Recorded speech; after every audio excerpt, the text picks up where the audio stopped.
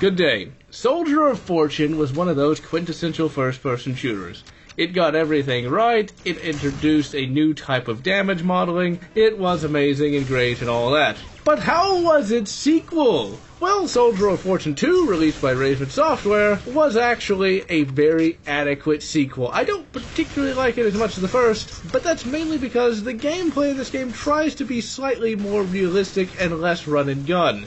And by slightly more realistic, I mean the enemies are actually legitimate threats. Enemies now can take a decent amount of punishment, and they can actually hit you, instead of just shooting at the bloody wall. Now, the base campaign for Soldier of Fortune is pretty bloody good, but nothing too special. It doesn't really break out of the norm all that much. But what really gives Soldier of Fortune 2 staying power is its random mission generator, something that I personally have not seen all that much in first-person shooters. Basically what you can do with this is you can pick from a number of generic mission types and then just play randomized maps. And it is quite enjoyable and actually gives the game staying power.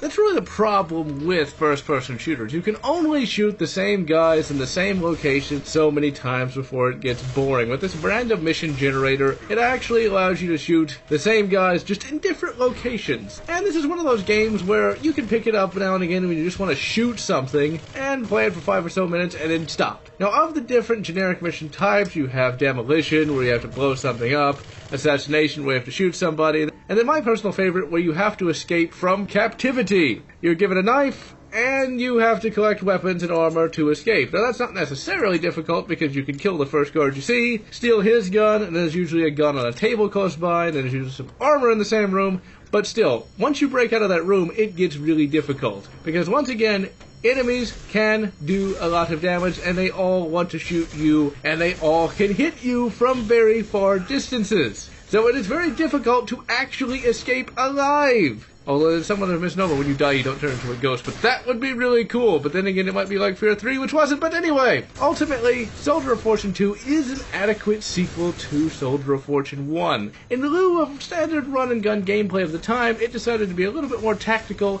and was actually pretty good for it. And so, this is John, signing off.